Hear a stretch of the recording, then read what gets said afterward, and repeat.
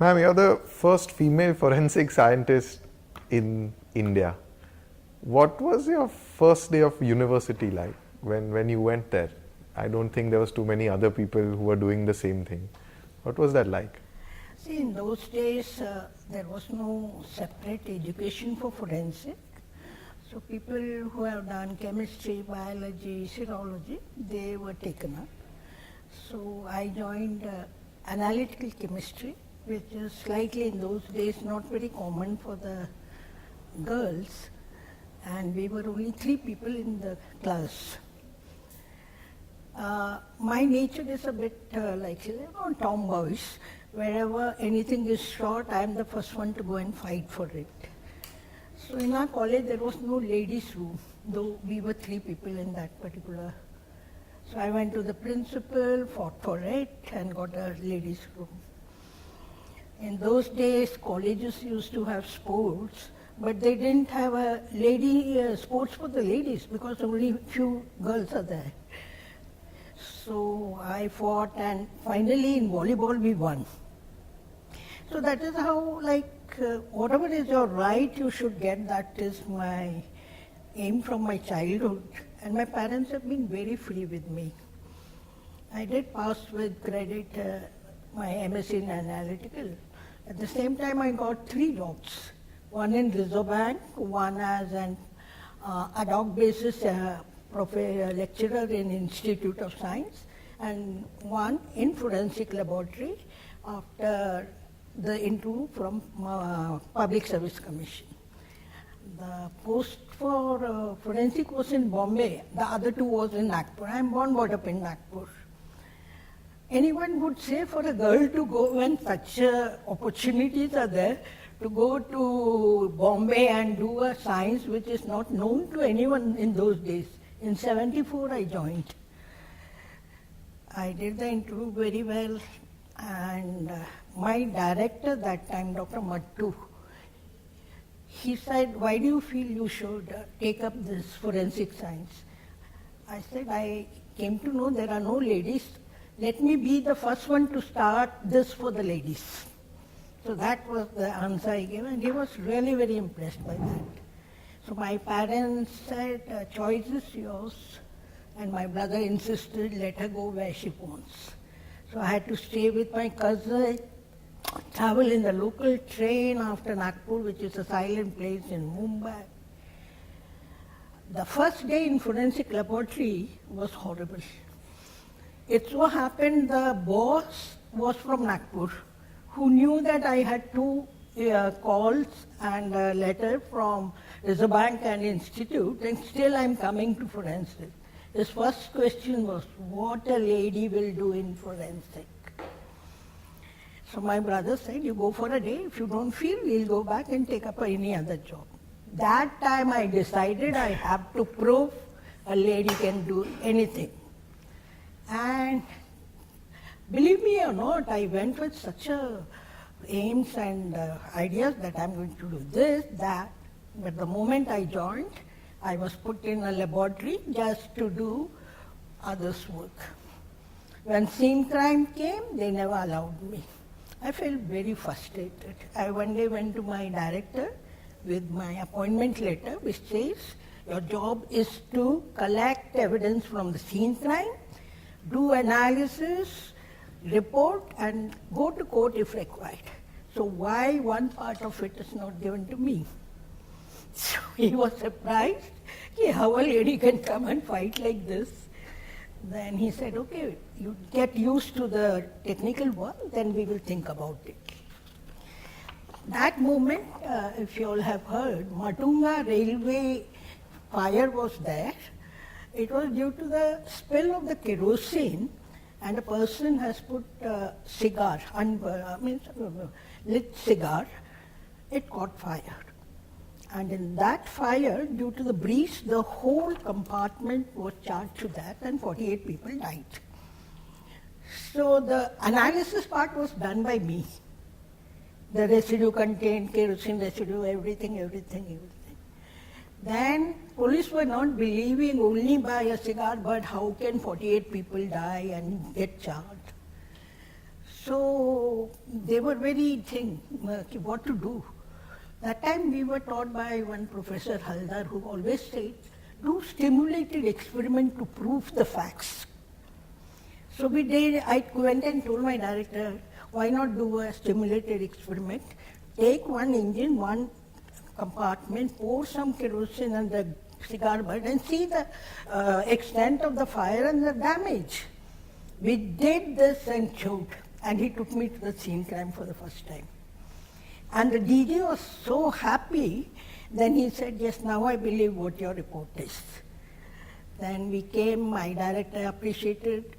Then I said, we do not stand there, sir. We have to go and tell them, any inflammable should not be carried in any public transport to such incident to occur again. So he was thinking, what type of a person this is who goes, and without fear I would go and talk to him.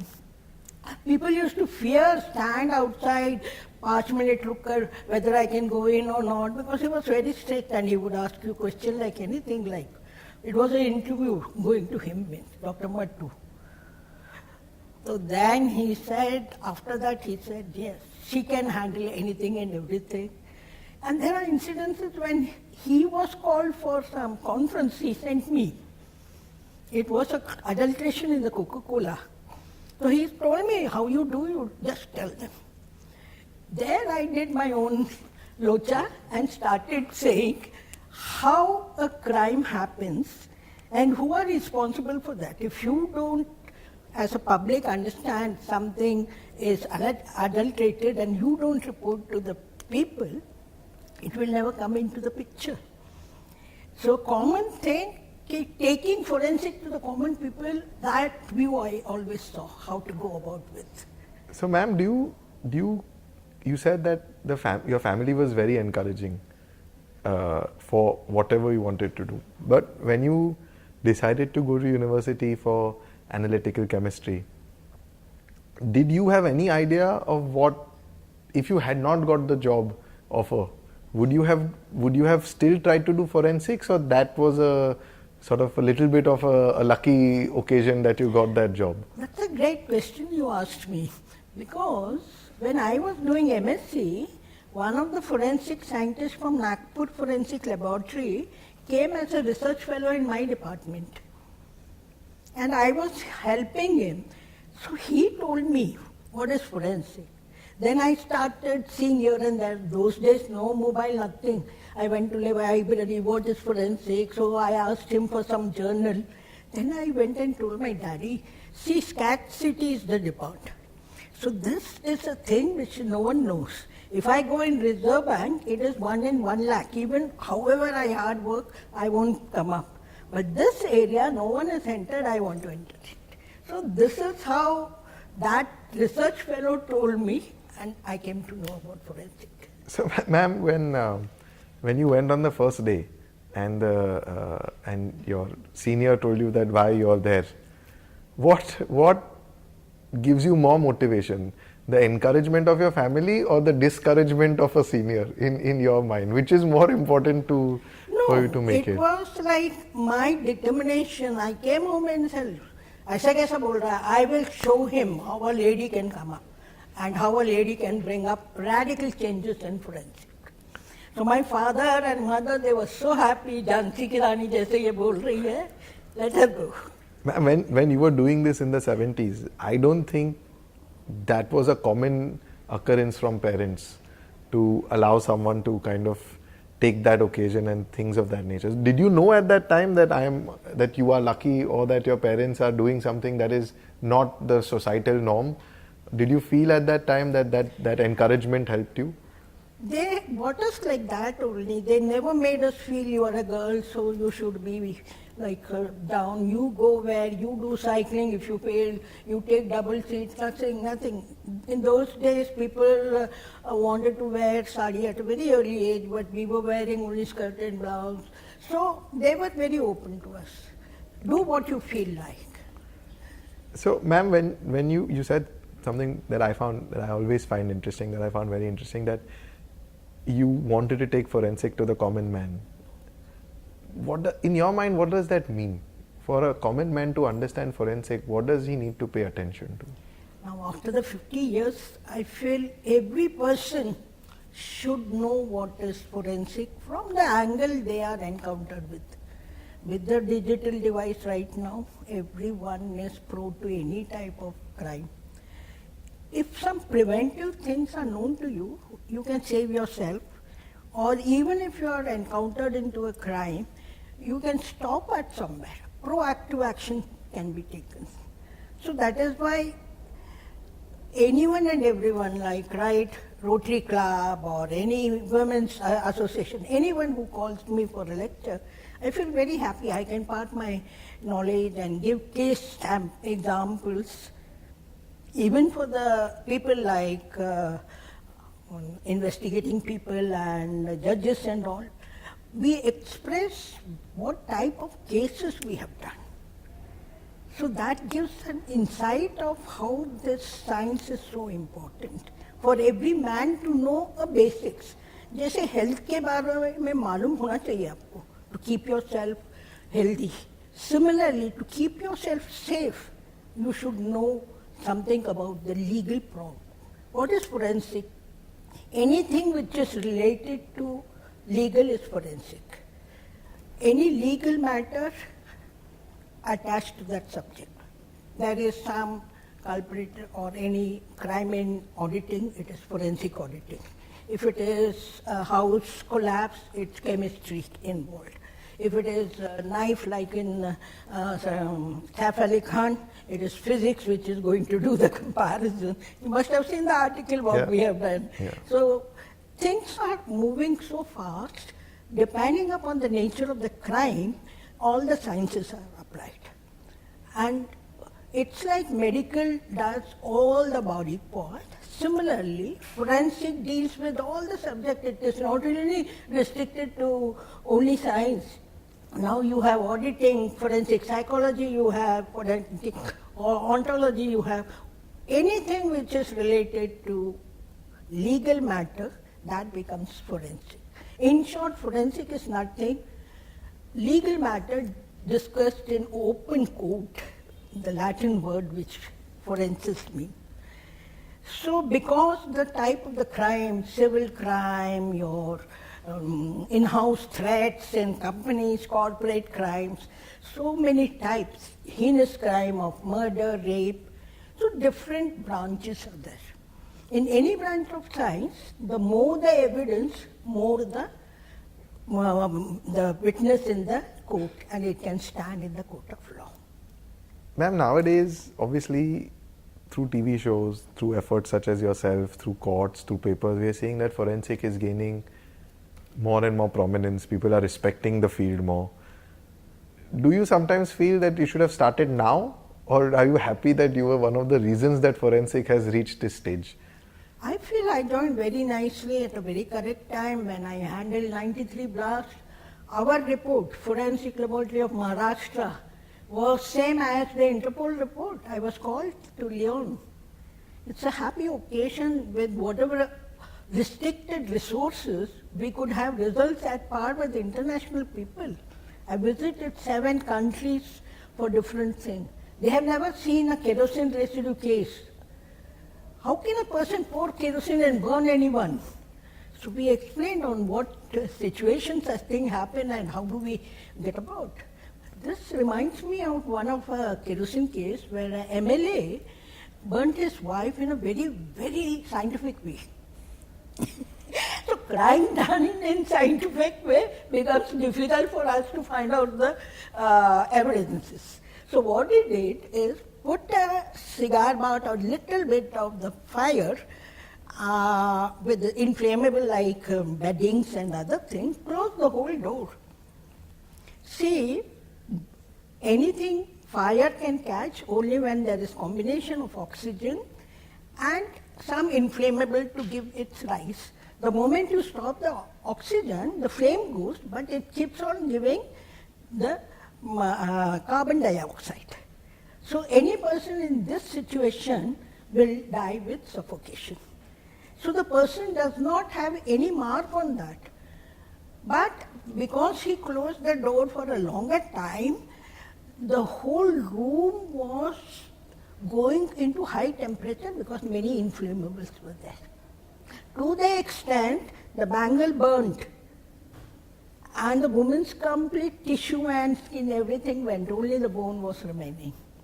But no kerosene residue, no petroleum residue. We were helpless to say what to do. This case was discussed in session court. Normally discussion ends in session, but this was taken to High Court to say, even the report is negative, why still you feel? And I was reporting that case. I was called in High Court for the first time, a cross-examination. And the judge asked me, why do you feel? I said, who did is not. You can find out who did it by investigation. But what happened, as a scientist, I can tell you. The temperature raised is so high that it can melt the gold, which is above 800 degrees. This can only happen when anything is fusing for a long time in absence of oxygen. Temperature will be created and carbon will be formed everywhere. And this has happened, and this is how I'm saying. And if any fuel is used, it will completely burn, because normally kerosene is from 140 to 240, diesel is 140 to 340, petrol is from 70 to 140 degrees, their range. It has crossed all the range, so it burns out everything, no residue will come. He was so happy to listen this. The problem is, we cannot stop our report only at laboratory, it goes to the court. Where standing in the court in front of the defense lawyer, that is a big challenge, anyone. Half of them just go out when they have to. Now you know the big fours, they don't do the legal cases, they send to Helik because they don't want to go to court. I train my people to stand in the court of law and really do. That is the best part of a forensic scientist. So ma'am, you think it's the science is as important as the ability to go to court and show? Exactly. So how did you train yourself to do that? Was there a time you were worried about it? Was there some cases where you've messed up, maybe in court? How did you learn that art? This is a very question you are asking me. You are asking a very wonderful question, right? See, I'll tell you, the first case was a house collapse case. In that, we did not have much cement. In forensic, you don't get a good sample like any other laboratory. We get all muck and dack and concoction of anything. Ittu sa cement bheja tha. ISI says for cement analysis, you should have 5 kg. Okay. If 5 kg is not there, how did you proceed with the cement analysis? That's the question the defense said. And in the first time when I went to court, the defense lawyer said, there is no Nagpur University, you have not passed your MSc. You know, I was so scared. Then the prosecutor says, this is a regular question, don't worry, that is nothing like that, you have passed your MSc. So these are the experience which taught us how to stand very strong. Then I told them how calcium contained, the soluble calcium contained, if it is found in small quantity also, then we can say cement is how much, or the percentage of the cement and the sand and the aggregate is how much, when a small slab of concrete is also found. If the rod is found, we can find out what is the concentration, because 0.8% or something of the rod has to be there. So all this, even your this Worli 3 buildings were there, now what was that called? Where collapse happened because internal changes had taken place. Kamla, the fire with the restaurants? No, in front of that Haji Ali, before Haji Ali there are 3 buildings, no? It's all commercial buildings. Okay, we'll check, ma'am.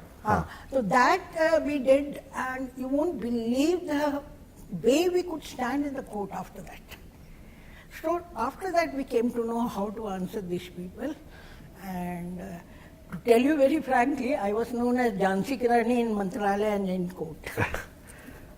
Ma'am, so coming to that point, there must have been pressure, there must have been, it's not easy to be anything of Jhansi in today's day and age, or in the day and age where you were coming up.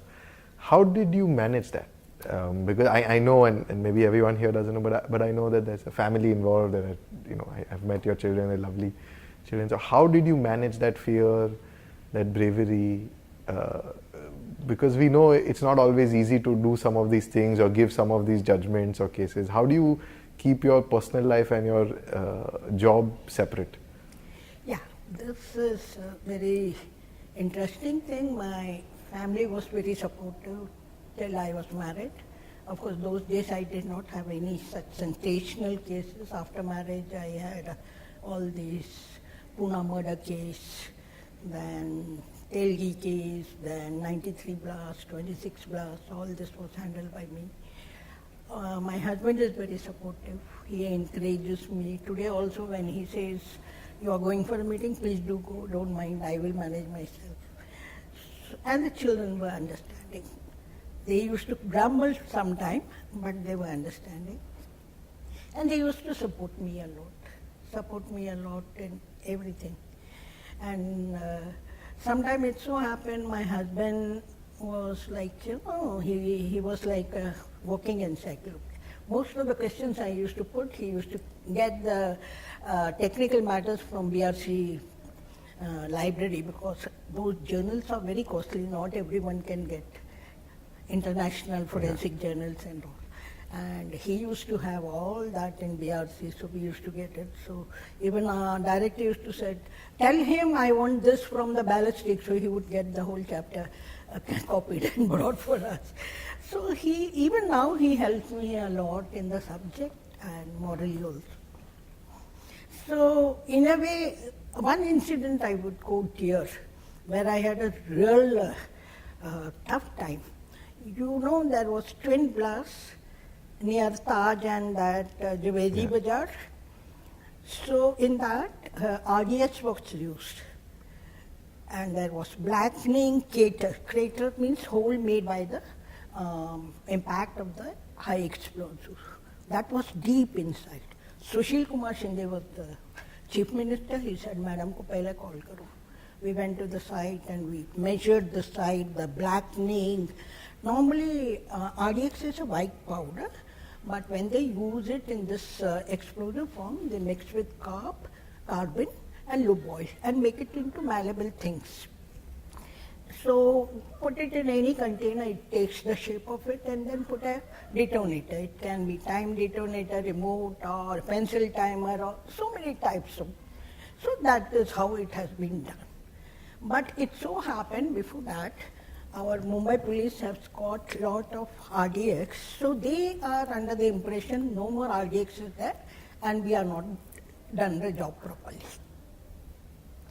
And Bhujbal was the home minister that way. Bhujbal Sahab was the home minister. So he called me up and said, Madam, kuch mil raha hai kya? So naturally when a minister asked him, I said, RDX ka humko kuch positive test hai, but I don't want to completely declare right now, let me do the samples. So we did the sample, we gave the report. So one of the joint CP calls me up and says, आपका report ठीक नहीं है, आपको बदलना पड़ेगा. I said, I'm sorry, हम लोग नहीं ऐसे करते. जो टेस्ट का रिजल्ट है उसको ही हम करेंगे. तो to my shock he said, आपको जेल में जाना पड़ेगा, ऐसा सब करोगे तो. I said, गाड़ी भेज दो मेरे लिए. I never feared anything. And you won't believe, that time, that sample was sent to Chandigarh, where they had the chemical laboratory. Overnight it was done. Vyas sir helped me in this matter. So overnight it was sent to Chandigarh. From Chandigarh the report came to the Home Department, and Vilasrao Deshmukh was the Chief Minister. He called me at 11 o'clock in the night. We are very proud of you. So then afterwards the police used to be little, कि नहीं भाई madam का ठीक रहेगा, उनसे पंगा नहीं लेने का. But somehow, but there was tension, always a tension. Ma'am, you know, when you do forensics, there are some big cases which you've kind of been very nice to describe to us. And there are maybe cases which don't have national importance, but for that person, they're very important. It could be a will forgery, or, you know, for that family or for that person, it was very important. How do you manage that? How do you manage the super important cases, maybe for a country, and maybe some simpler cases or less important cases. How do you give everybody equal importance, equal weightage? Can you give everybody equal importance, equal weightage? See, it doesn't go that way. There are rules and regulations for priority. It is called as priority. One is national level important cases like 9326, that is national importance. Second is the incident's importance. The chemical means the incident is so that if you don't do early, you may lose the evidence. In that case, we take the case earlier. So the priority is given as per the importance of that. If it is a foreign national, you can't hold someone for drug case if he is taking drug with him or something. So such type of priority. If it is a case of poison and the person is struggling for their life, so you immediately have to do the analysis and tell them so that antidote is given. So that has given to top priority. Who's poison, who is taken, one fellow because he didn't get a job, he took insecticide, and it came to us within 1 hour we gave the report because antidote has to be given to save one life. So the priority goes on the case wise, and the director, the head of the department decides. We have given certain rules, along that we follow. And sometimes if the authorities say this has some legal issues, please do it fast, then we get it written or ask them for a letter. I used to make that very clear. Please write a letter. On that I will say priority is given as per this. And there's a very common kind of saying, justice delayed is justice denied, something along those lines. In your experience, how, you have maybe not direct experience with the judiciary, but so much experience with the judiciary, with forensics, with the police as an ancillary. Every time we hear about cases taking very long or things taking too long, in your mind, what are the things that forensics can do, that we can do, that as scientists that can be done to help some of these things speed up, to help to directly impact more lives than it already does, to help kind of reach the right results in some of these cases? Where are we lacking? A very good question again. As you know, in India, all the government forensic laboratory do all heinous crime and crime which are registered with the police. So any case registered with police goes to the forensic laboratory which is under government, either state government or central government. Every state has its own laboratory, head office and regional office. Like here we have the head office in Mumbai, Nagpur, Pune, Aurangabad, Nashik, now Solapur, Kolhapur, and so many places. So what happens is, in this process, all states are not so well to do to look into forensic. It's not a very front edge for them. Police is more important for them. So we did have a reform of criminal justice system meeting by Justice Malimat, Dr. Justice Malimat, where even we were given a chance to talk. So that time I had taken one statistical review how forensic report, independent scientific report stands in the court for any case for conviction or acquittal. But if the laboratories, staff, infrastructure, instruments and the chemicals are not sufficient, we cannot do. So I had to fight for the finance like anything. One finance meeting was there where R.R. Patil was there, and he said, "आम्ही इतकं देऊ शकत नाही madam तुम्हाला." I talked in Marathi. Sir, एक test करताना 5 ml पाहिजे तर मी 1 ml टाकून ते टेस्ट नाही येणार आहे. करा नाहीतर नको करा. ठेवा फोरेन्सिक लॅबोरेटरी नाहीतर बंद करा. So he was so surprised with me. I said, I cannot tell my rabbit which is giving serum to me, eat less, otherwise my quality of serum will not be good. I can't do serology cases. I gave such examples. He said, first priority for forensic. Give all the thing what she asked. Ma'am, everything you're saying. But Again, manpower. Manpower goes through MPSC, which is a long process, and then all of them are court case, though they cannot get it done from private. All this problem comes, which I handled so much. I fought with the judges also, Kirtikar sir and Justice Oak, everyone, Kumbhakoni sir. I have fought like anything. This gives me one remembrance. There were 12 people to retire in my tenure. They were deputy director and assistant director managing the sections. So I said, sir, you are saying I'm delaying in report. What about this 12? And for this 12, it is going to take 12 years more. So, you know, within one day, an order was taken, all those people should be given extension for 2 years. And it directly went to the Home Department.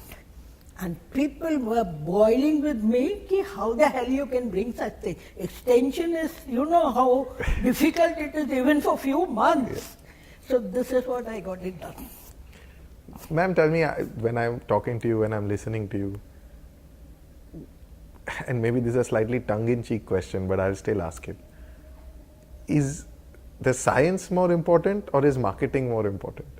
Because see, convincing these people seems to be a very, in all fields, but even in your field, otherwise we would all think that in government it's all automatic. But from what you're describing, convincing and talking to people, getting them to believe seems to be as important.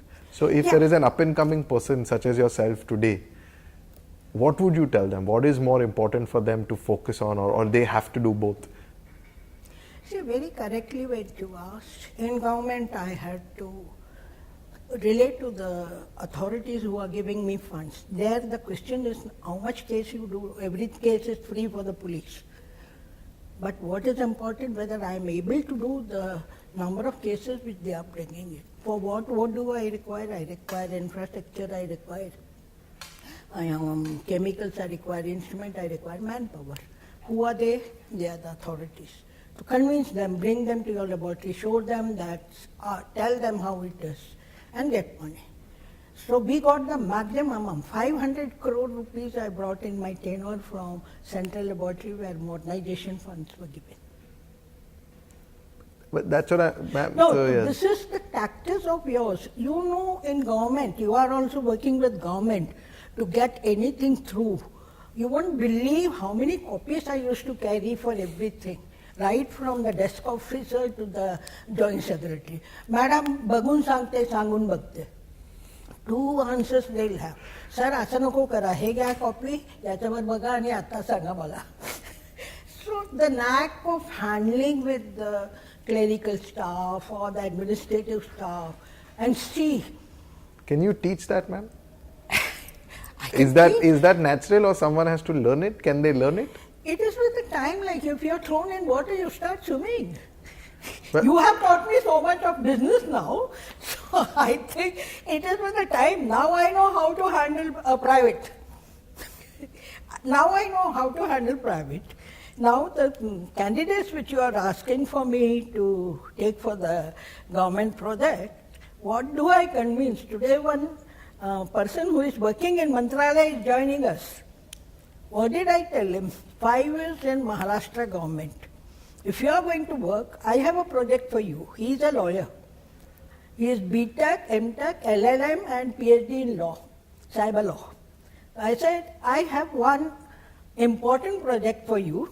In law, AI is coming and my children are into it. If you want, we can take up that project. Take this project, have government experience, then join Helik. He said, yes, we are giving the order today. So give them the view what you are going to get afterwards. So today Helik is known that Madam will take people and take them across into a bigger view and into bigger projects. Now all the training I am going to use AI platform. Ma'am, at this age, when you're running all these new things, how much fun is it for you? Do you do it because you have to do it, or do you do it because you enjoy finding out about new things or checking on new things? How much does that drive you? You know very well, Ray. Why do I do it? It's a fun for me. Children shout, is this the age to run about like this? But I love it. Why? Every day when I see, today this person calls me, Madam, no one else can give training like you. I feel something, yes, now I have achieved what I want.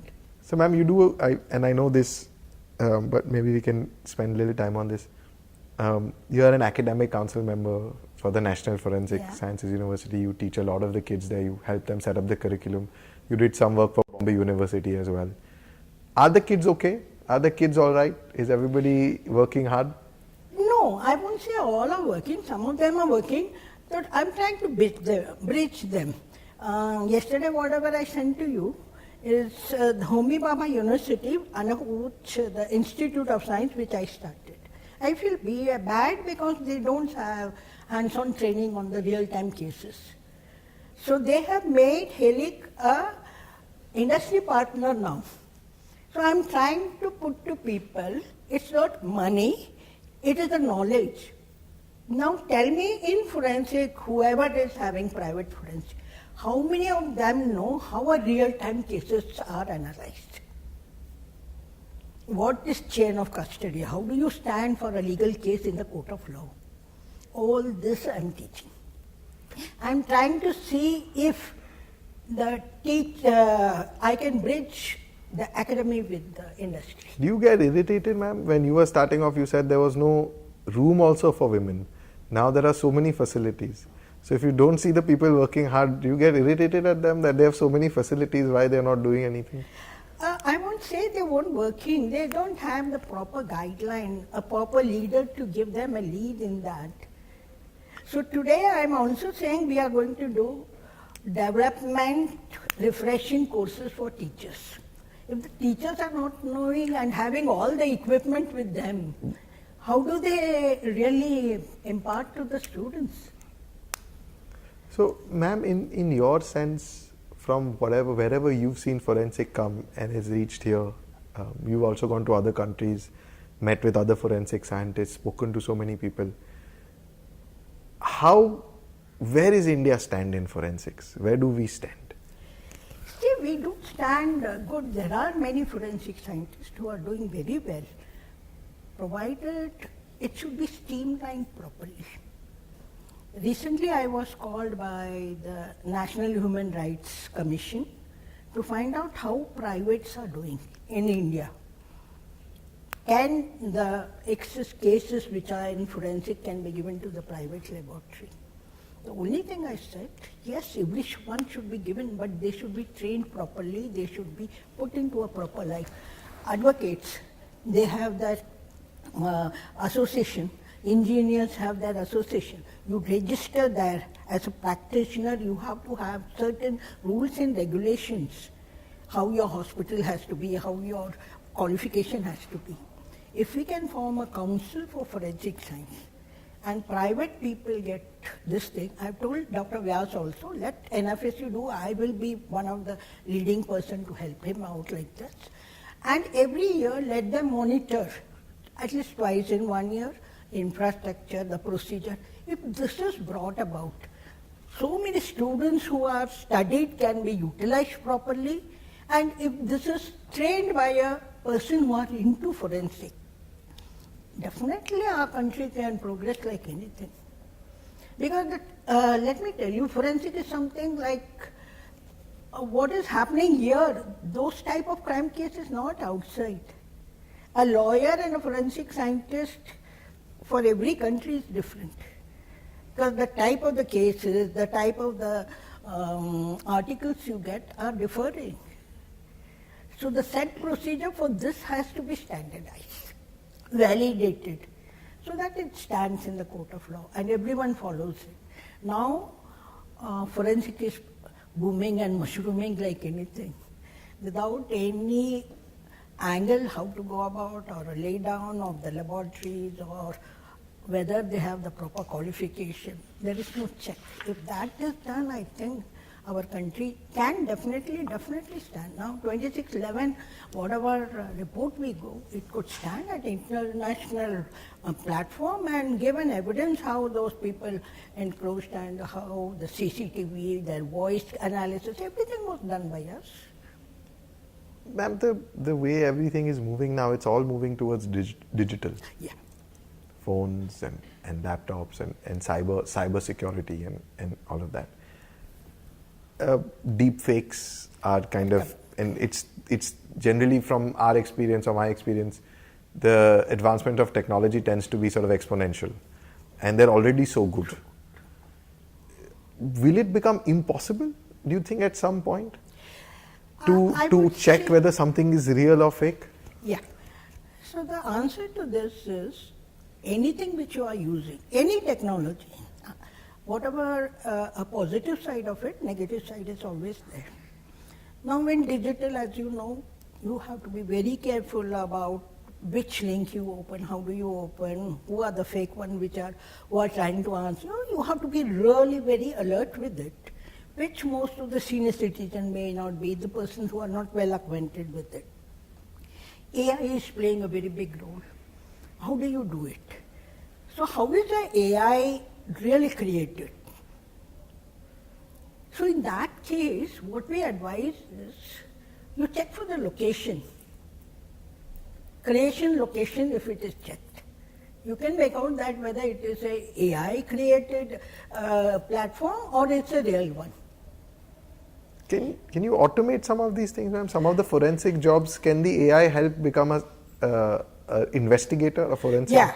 So there are tools which can help us. Like we have so many other tools in digital forensic, like Encache and this thing, whether you have overwritten or you have deleted and put something else. All these are earlier, it was so scary, how are we going to do? But tools have come, and now any digital forensic scientist can help you out how to find it out. Likewise, AI tools, as I said, my Kamesh is into AI tool research. Yeah. So they do such tools for every field. Forensic is a detective area, so they are doing for that. They do for medical, for sciences, for diagnostic thing. They do for law, for everything you can do it. It has its own advantages, but when anything is misused, how to do the detection is what forensic tools does. I mean, we always hear of some cases you read in the papers in America or somewhere where someone was let go from jail after 20 years because they finally did a DNA test or they did something, and finally a technology has now caught up with the evidence. Any cases like that, ma'am, in your past or now which you could not solve? You're waiting for some technology to catch up, something to happen so that that case you can solve, or you were stuck somewhere because of some technology or something missing? Like earlier we used to feel, we just say in 93 we did not have much of DNA and other things. It was very difficult that time. Now with this 26, from the sweat of that large fellow, Ashman, you can find out the DNA. I remember still one case in Nagpur, you know Naxalite, they tie hanky and go. So in one of the case, they have some robbery of 400 crores and killed about 4 people. But one hanky was left behind. That was sent to the laboratory. From the spit, we took out the DNA, and from the suspect, they could make out who this was. And that report, only on that report, conviction took place, and the judge said it's a landmark report. So, if such thing happened, like in Pune case, we did not have DNA. Otherwise, it would have been much more better. So, likewise, with time it comes up, the new technology helps you faster. Now, in 26, the talk was easily found out because the voice analysis and the reception which we got it from it. So, these are the things which, and right now, in no case without digital, you don't have it. But at the same time, one has to understand only digital will not stand in court. Along with that, if you have more of an evidence, it can support and bring your case to a better thing. Any fun cases, ma'am, that you have in your experience that you like? Not maybe not so serious, or maybe, but just you were interested or you yourself were confused at what is happening, or why this has happened? Or Why in Helik we have done such fun cases, I will tell you. A man and girl, they were like love marriage, and they had, the lady was carrying, she was some 7 months, 8 months. One day that fellow was working in a color company, paint company. So there was a pink stain. So she wouldn't ask him, but internally she was very disturbed. What is it? What is it? And her BP was going very high. The doctor says, what is this? That fellow knew me. He came, I want to do Raman spectra for this. I said, what's the matter? Tell me. Raman spectra costs very high. I can take you to the BRC and get it done. But it's a very costly affair. But tell me the facts, then I can help you out. Then he said, from the day that my wife has seen this pink stain on thing, she doesn't say anything, but her BP is continuously high, which is not good for the child. Then I said, we have one technique, if you believe in it. We have light detector, which can solve your misunderstanding, both of yours. I explained to the lady, I explained to him what it exactly measures, how if a person is lying, the cognitive center gives a signal. And if you don't, it goes. We have a computerized lie detector. If you want, you do it. So the woman was convinced, and accordingly the question was put, what was the pain? It was this thing, I don't have any, all this thing. So when we gave the report to the lady, you won't believe, she was so happy, and the next day when she went for the test, her BP was 125 by 75 or 78. So the pleasure I got that day was like I could help someone in such a big case. There are so many cases, if I start talking, hours will go. And I find very interesting in Helik because the type of the cases, in forensic it's always heinous crime. But here common people, schools, corporate people, in-house threats. You might be knowing that Poonawala case, yeah, where we did lie detector for 100 people. And the pleasure when we get something is caught. Right now we did for 20 people in a very big Garwala case or something. So it's a pleasure that gives me by simple technique, combination or something, I can relate this only because of my experience in that, how 2-3 evidences can be more strong to stand anywhere. Some final words, ma'am. Kids, guys, girls, boys, whoever, who are looking to get into new fields, looking to do things that maybe their parents are not, or maybe the world is not ready for, or just getting into any education and having some of the problems that you had, would you like to give any advice or talk to them about something, or just give some final thoughts on what they should be doing? See, life is challenged, whichever path you take. It all depends how you look into it. If you do new things, the happiness you get. And in a way, my parents taught me, serve the society. I feel forensic is one of the branch where you can really serve the people in a better way, provided you do authentic works and have authentic exposure to the field. And at this age, I'm trying to relate authentic forensic to every sector of the society. Great, ma'am. Thank you so much. Thank you, everybody. Thank you.